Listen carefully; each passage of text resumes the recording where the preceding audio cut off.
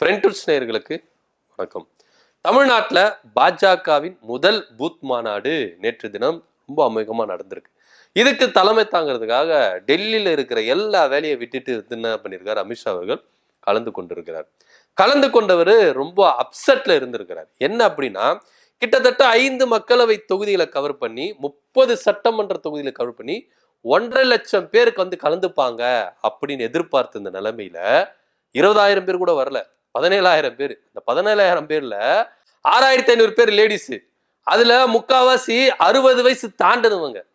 இவங்களை வச்சுதான் booth committee மாநாடு நடத்திருக்கிறாங்க பாஜக. உண்மையிலேயே இது பேசும்போதே சிரிப்பு தான் வருது. பட் இருந்தாலும் நம்ம கண்ட்ரோல் பண்ணிக்கணும். ஏன்னா பாஜக தன்னுடைய முதல் முயற்சி காரணமா பூத் மாநில மாநாடு நடத்திருக்காங்க. இதுல தமிழிசை சவுந்தரராஜன் அக்கா பேசுற வீர வசனம்லாம் சிரிப்பு தான் வருது. பட் இருந்தாலும் கண்ட்ரோல் பண்ணி தான் நம்ம என்ன பண்றோம், பேசுறோம். இதுமேட்டு இருந்து பாஜகவை யாருன்னா பூத் மெம்பர் இல்லாத கட்சி அப்படின்னு சொல்லவே கூடாது. பாத்தீங்களா, பூத் கமிட்டி மாநாடு நடத்திருக்கோம். இதுமேட்டு இருந்து யாருன்னா தமிழ்நாட்டு அரசியல சொன்னீங்க, அவ்வளவுதான். பாஜக பூத் கமிட்டி மெம்பர் வச்சிருக்கிற கட்சி பாத்துக்கங்க அப்படின்னு வாய்ஸோடலாம் பேசுனாங்க. ஆனா வந்திருக்கிறவங்களாம் 60 வயசு 70 வயசு கிழவிதான் என்ன பண்ணிருக்காங்க, வந்து உக்காந்துட்டு இருக்காங்க. தாத்தா பாட்டிக்கெல்லாம் என்ன தெரியும், அவங்கள வச்சுதான் பூத் கமிட்டி மாநாடு பாஜக ரொம்ப சீர சுரப்பமா நடத்திருக்கு. இதுல உண்மையிலேயே அமித்ஷா அவர்களுக்கு அப்செட். என்னப்பா நீங்க என்னவோ என்கிட்ட டெவலப் கொடுத்தீங்க, வந்து பார்த்தா இந்த அளவுக்கு இருக்குது, இதுக்காகத்தான் நான் டெல்லியில இருக்கிற என் வேலையெல்லாம் விட்டுட்டு வந்தேனா அப்படின்னு கரைச்சி கொட்டி இருக்கிறாரு நயினார் நாகேந்திரன். ஏன்னா இங்க பூத் கமிட்டி மாநாடு உண்மையிலேயே பாஜகவுக்கு பூத் மெம்பர் இல்லாத கட்சினா அது பாஜக தான். தேசிய கட்சி தமிழ்நாட்டு மாநிலத்துல அவங்களுக்கு பூத் கமிட்டி மெம்பரும் இல்லை அப்படின்றதுதான் உண்மை. அதை நாங்க போக்குறோம், அதை நாங்க வந்து என்ன பண்றோம், சரி செய்யறோம் அப்படின்றதான் இங்க பூத் கமிட்டி மாநாடு அப்படின்னு நாங்க நடத்தி காட்டுறோம்னு சொல்லிட்டு தமிழிசை சவுந்தரராஜன் வீரவசனம் பேசுறாங்க. ஆனா இங்க புட்டுக்குச்சு, அவ்வளவுதான். அந்த மாநாடு சக்சஸ்ஃபுல் இல்லை அப்படின்னு தான் நம்ம கண்கூட பார்க்க வேண்டியதா இருக்கு. இதுல நிறைய விஷயங்கள் நடந்திருக்கு. இந்த பூத் கமிட்டி மாநாடுல நிறைய விஷயம் நடந்திருக்கு. ஒண்ணு, ஆட்கள் வந்து கம்மியா வந்தது. இன்னொரு விஷயம், நயினார் பேரை சொல்லும் பொழுது கைத்தட்டல் வராத சத்தம், அண்ணாமலை பேர்கள் சொன்ன உடனே பயங்கரமா கைத்தட்டல் வந்திருக்கு. இதுல அமித்ஷா அவர்களே டென்ஷன் ஆயிருக்கிறாரு. என்ன மதுரை மாநாட்டிலே இதே மாதிரிதான் நடந்தது, இங்க திருநெல்வேலியிலே இது மாதிரி நடக்குது, என்னதான் நினைச்சிட்டு இருக்காரு அண்ணாமலை, கூட்டம் இவரு சேர்க்கிறாரா அப்படின்னா இல்லவே இல்லை. ஏன்னா இதுக்கு அவருக்கு சம்பந்தமே இல்லை. தலைவர் தான் இங்க செயல்படணும். அவருக்கு ஆதரவு பெருகுது, என்ன பண்ண முடியும். அண்ணாமலை நயினார் நாகேந்திரனை காட்டிலும் அண்ணாமலைக்கு இங்க ஆதரவு அதிகமா இருக்குது. பாஜக இதை புரிஞ்சுக்கணும் அப்படின்னு தான் எல்லாருமே என்ன பண்றாங்க, கோரிக்கையை வைக்கிறாங்க. அது அவங்க உட்கட்சி விவகாரம், அதுக்குள்ள நம்ம போத்தால. சோ இப்படியா இருக்கும் பொழுது அண்ணாமலைக்கு பயங்கரமான மவுஸ் இருக்கு. இதனாலேயே ரொம்ப டென்ஷனா இருக்கு. இது தவிர்த்துட்டு என்ன பண்ணிருக்காங்க, அமித்ஷா அவர்கள் பேசும்போது என்ன பண்ணிருக்காங்க, கூட்டம் பாதி பேர் போயிருக்கிறாங்க. தமிழ்ல பேசினாலே நம்ம ஆட்கள் என்ன பண்ணுவாங்க, போர் அடிச்சிடும். இதுல அமித்ஷா அவர்கள் என்ன பண்ணிருக்காரு, இந்தியில பேசியிருக்காரு. தமிழ்ல பேசாததுக்கு ஐ எம் வெரி சாரி அப்படின்னு மன்னிப்பெல்லாம் கேட்டிருக்கிறாரு. மக்களுக்கு புரியல, இந்தியில பேசியிருக்காரு, புரியல, வெறுப்படிச்சிச்சு, போர் அடிச்சிச்சு, கிளம்பிட்டாங்க. நிறைய பேர் என்ன பண்ணாங்க, வந்த 17,000 பேர் கூட உருப்படியா இல்ல, எல்லாம் கிளம்பிட்டாங்க. வேலையை பார்த்துட்டு என்ன பண்ணா கிளம்பிட்டாங்க. என்னப்பா இவரு கூவின்னு இருக்காரு, ஒன்னும் புரிய மாட்டேங்குது, தசு பூசுன்னு பேசிட்டு இருக்காரு அப்படின்னு. நம்ம ஆளுக்கு தமிழ் பேசினால ஒன்னும் புரியாது, இவர் இந்தியில கத்தி நிற்கிறாரு அப்படின்னு சொல்லிட்டு என்ன பண்ணிட்டாங்க, கிளம்பிட்டாங்க. உடனே இங்க இருக்கிற நம்ம மேடையில இருந்தவங்க எல்லாரும் பண்ணிருக்காங்க, நயினார் கிட்ட சொல்லியிருக்காங்க, பாருங்க அமித்ஷா பேசும்போதே நிறைய பேர் போறாங்க, என்னன்னு கூப்பிட்டு கலைங்க. இவர் பார்த்தாரு, எப்பா இந்த கூட்டத்தை சேர்க்கறதுக்கே நான் படாத பாடுபட்டேன், நான் கூட்டு சேர்த்து வைக்க முடியும், இவங்களை எப்படிப்பா நான் இருக்க முடியும் அப்படின்னு சொல்லிட்டு நயினார் நாகேந்திரன் என்ன பண்ணிருக்காரு, அமைதியா உட்காந்துட்டு இருக்காரு. சோ எல்லாத்தையும் பார்த்திருக்காரு. இதுல இன்னொரு விஷயத்த நம்ம என்ன பண்ணோம், உன்னிப்பா கவனிக்கணும். அண்ணாமலை அவர்கள் பேசினது, எடப்பாடி பழனிசாமி முதல்வராக்குவது நம்முடைய கடமை அப்படின்னு பேசியிருக்கிறார். இது அவர் பேசல, பேச வச்சுதான் தகவல் வந்திருக்கு.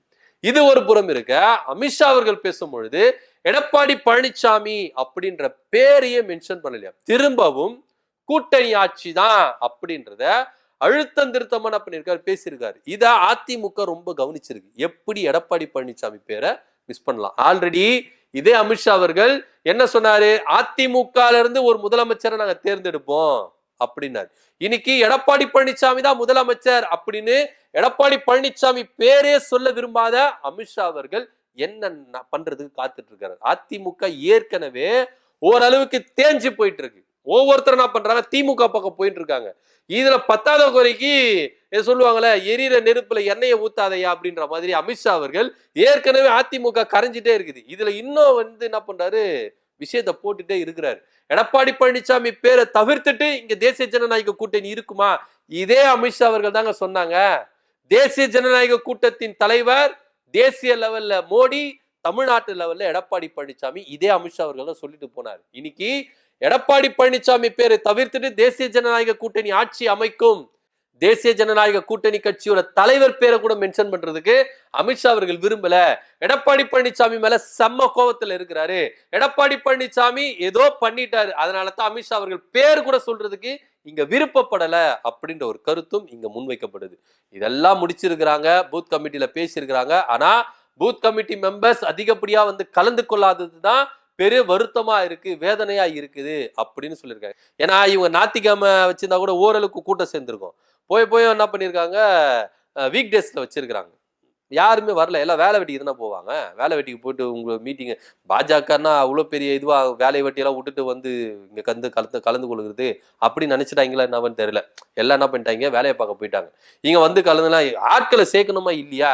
பாவம் நயினார் நாகேந்திரன் தான் எவ்வளவுதான் என்ன பண்ணுவாரு, கொடுத்த காசெல்லாம் வீணா போயிடும்ல, ஆட்களை சேர்க்கறதுக்கு காசு கொடுத்தாங்க, ஆளு காட்ட தேவையா அப்படின்னு சொல்லிட்டு ஊர்ல உக்காண்டு இருப்பாங்களா, பொறணி பேசிக்கிட்டு வேலை இல்லாம உக்காண்டு இருப்பாங்களே, இங்க உக்காரு அங்க உக்காருமா வாமா அப்படின்னு சொல்லிட்டு என்ன பண்ணுங்க, இந்த தாத்தா பாட்டி எல்லாம் கூட்டு என்ன பண்ணாங்க, உட்கார வச்சாங்க. அவங்களும் எவ்வளவு இருக்கதான் வரைக்கும் பார்த்துட்டு இருப்பாங்க.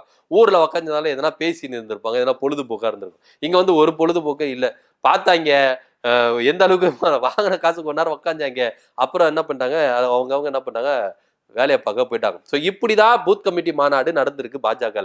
இந்த மாநாட இன்னும் பெருசா நாங்க பூத் கமிட்டி மாநாடு நடத்திட்டோம், திமுக மாதிரி தமிழக வெற்றி கழகம் மாதிரி நாங்க நடத்திட்டோம் அப்படின்னு பாஜகவின் தமிழிசை சவுந்தரராஜன் அக்கா பயங்கரமா என்ன பண்ணாங்க, எக்ஸ்டாப்ளிஷ் பண்ணாங்க. இது மட்டும் சொல்லுவீங்க அப்படின்னு சொல்லுவாங்க.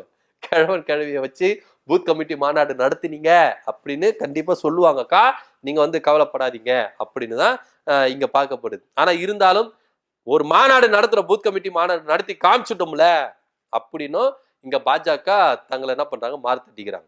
இதெல்லாம் போக அண்ணாமலை அவர்கள் ஒதுங்கே நின்னாரு. அண்ணாமலை கிட்ட வாப்பா அப்படின்னு அமித்ஷா அவர்கள் சேர்த்து அனுப்பிச்சிட்டாரு. இங்க ஒரே ஒரு விஷயம் மேடையில எல்லாம் பார்க்கணும், கேப்பா இருந்தது. தமிழிசை சவுந்தரராஜன், வானதி சீனிவாசன், எல் முருகன், நயினார் நாகேந்திரன், அண்ணாமலை எல்லாருக்கும் என்ன பண்ண இடைவெளி இருந்தது. ஏதோ ஒரு விஷயம் இங்க புகச்சின்னு இருக்கு, பாஜகக்குள்ள ஏதோ ஒரு விஷயம் புகஞ்சின்னு இருக்கு. அதனாலதான் எல்லாரும் தனித்தனியாவே இருக்கிறாங்க. என்னதான் ஆச்சு பாஜகவுக்கு அப்படின்ற ஒரு கேள்வியெல்லாம் இங்க பகிரங்கமா எழுப்பப்படுது.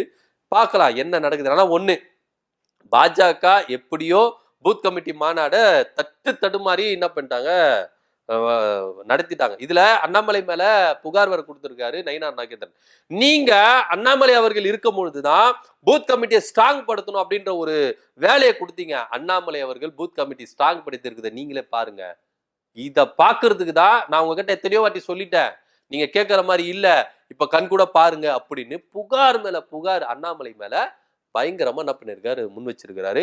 எடப்பாடி பழனிசாமியை பற்றியும் இவர் பேசல. அப்போ கூட்டணிக்குள்ள ஏதோ சலசலப்பு இருக்குது அப்படின்ற ஒரு பார்வையிலும் பார்க்க வேண்டியது இருக்கு. ஏன்னா தேர்தல் நெருங்க இங்க அதிமுகவை வெறுக்கிறார் நம்ம அமித்ஷா அவர்கள். எடப்பாடி பழனிசாமியை முழுசா அமித்ஷா அவர்கள் வெறுக்கிறார். அதிமுகவை வெறுக்கல, எடப்பாடி பழனிசாமியை தான் வெறுக்கிறார். ஏன்னா அதிமுக இவங்களுக்கு வேணும். எடப்பாடி பழனிசாமி தள்ளிவிட்டு நாளைக்கே செங்கோட்டையனையோ இல்ல எஸ்பி வேலுமணியோ இல்ல யாரோ ஒருத்தரையோ இங்க அதிமுக முதலமைச்சரா தேர்ந்தெடுப்பாங்க அப்படின்றதுல எந்த வித மாற்று கருத்து இல்லை. ஏன்னா எடப்பாடி பழனிசாமியுடைய புத்தியை பத்தி அவருக்கு தெரியும், அவருடைய எந்த அளவுக்கு நம்ப வச்சு ஏமாத்துவாரு அப்படின்றதெல்லாம் இங்க அமித்ஷா அவர்களுக்கு தெரியும். தெரிஞ்சு போகத்தான் எடப்பாடி பழனிசாமி பேரை அவாய்ட் பண்ணியிருக்கிறாரு. எடப்பாடி பழனிசாமி வேண்டாம் அப்படின்ற ஒரு முடிவுக்கு வந்திருக்கிறாங்க. இங்க அண்ணாமலை அவர்கள் எடப்பாடி பழனிசாமி முதலமைச்சர் ஆக்குவது நம்மளுடைய கடமை அப்படின்னு சொல்லியிருக்கிறாரு. அமித்ஷா அவர்கள் பேரை விட்டு இருக்கிறாரு. ஆனா இங்க அண்ணாமலை அவர்கள் எடப்பாடி பழனிசாமி பேரை மென்ஷன் பண்ணியிருக்கிறாரு. இது எல்லாமே ஒரு சிலமான செட்டப் அப்படின்னு பேசப்படுது. என்ன நடக்குது அப்படின்ற பொறுத்து இருந்து பார்க்கலாம். சோ பாஜக முதல் பூத் கமிட்டி மாநாடு திருநெல்வேலியில் நடத்திருக்காங்க. இந்த பூத் கமிட்டி மாநாடுல 60 வயதுள்ள 70 வயதுள்ள தாத்தா பாட்டிகள் என்ன பண்ணிருக்காங்க, பூத் கமிட்டி மெம்பரா கலந்து கொண்டிருக்காங்க. இது ரொம்ப பேசும் பொருளா இருக்கு. இதை பத்தி உங்களுடைய கருத்து என்ன அப்படின்னு கமெண்ட் பண்ணுங்க. நன்றி, வணக்கம்.